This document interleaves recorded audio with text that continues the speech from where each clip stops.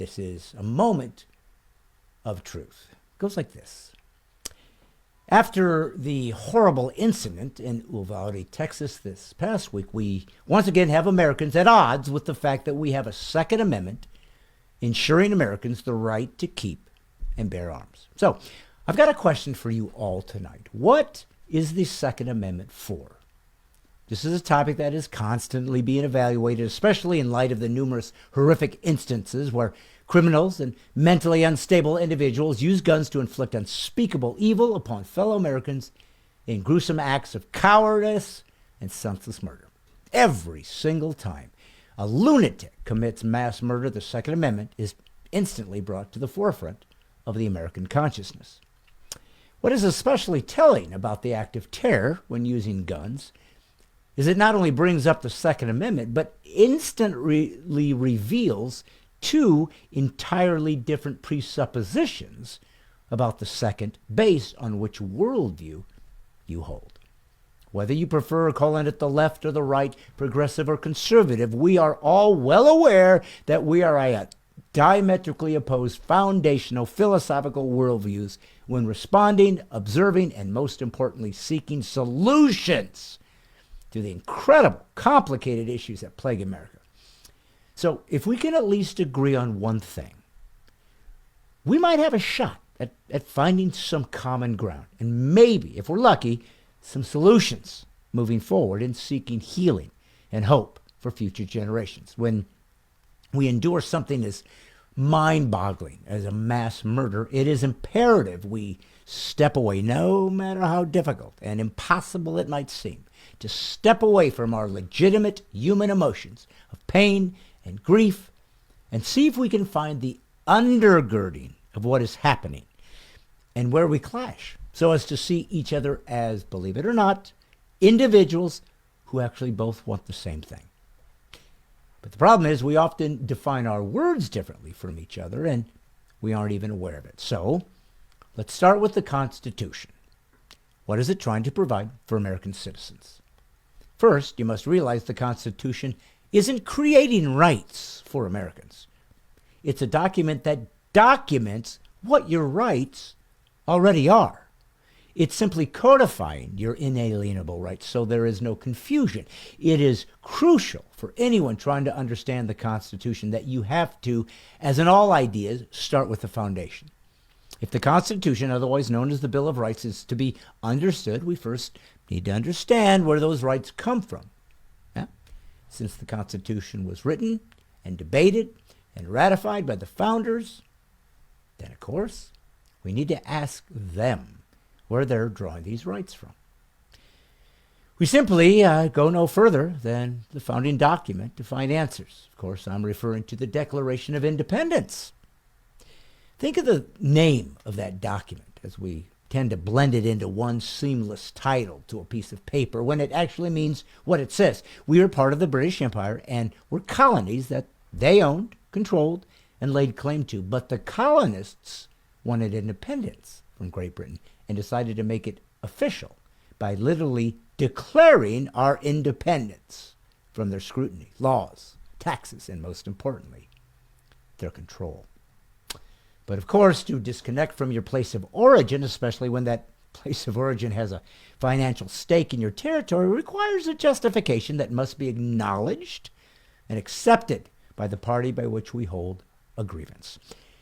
The colonies believed that they had, without help from Britain, created and made productive this new land without the aid or interference from Britain. In other words, over time, it became our country, and we were claiming autonomy as such. They disagreed and were prepared to use force to prove their point, and in so doing, solidified what would provoke our God-given natural right of self-preservation, inculcated in the phrase life, liberty, and the pursuit of happiness. The Revolutionary War gave rise to what would be clarified in the Constitution, the right to never be unable to defend ourselves against tyranny, whether from a government or an individual.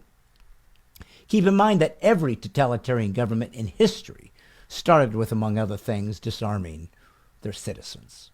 Thus, the purpose of the second is for Americans to always have the right and access to weapons by which to defend themselves against evil. Think of that. They wanted us specifically to be armed so as to be a deterrent to totalitarian government. Because that's what weapons are for in battle. A deterrent to defend and neutralize evil people who are in possession of the same weapons. Why? Because you don't have to defend yourself against people who aren't attacking you. If you examine mass shootings in schools, these kids, as it is virtually always kids, don't have concealed carry permits. They're virtually never trained in proper safe use of firearms. And those who are they're not the ones committing these crimes. So what do the left and right have in common, if anything, in this volatile issue?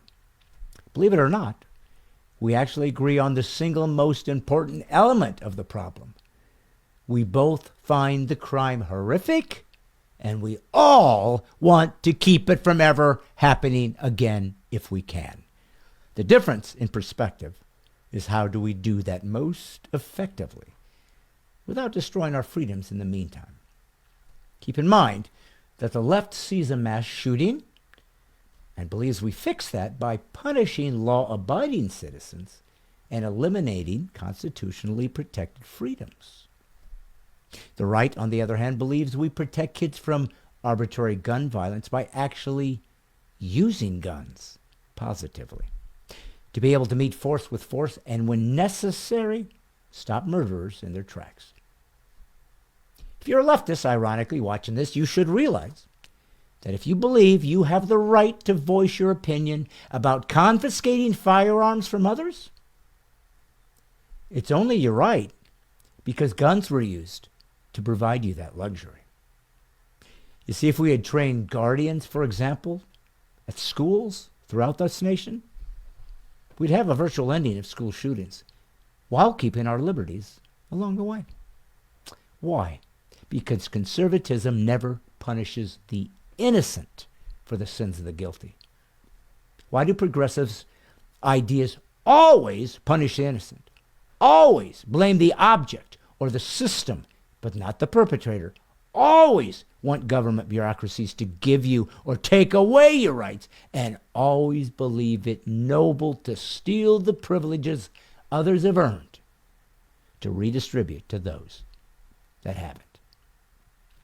So let's make no mistake, the murders in Uvalde and anywhere else are horrifying, evil, and we as a civilization must do everything in our power to end it. And we can, but not at the cost of destroying freedom, liberty, and personal responsibility. Is it going to be easy? Nope.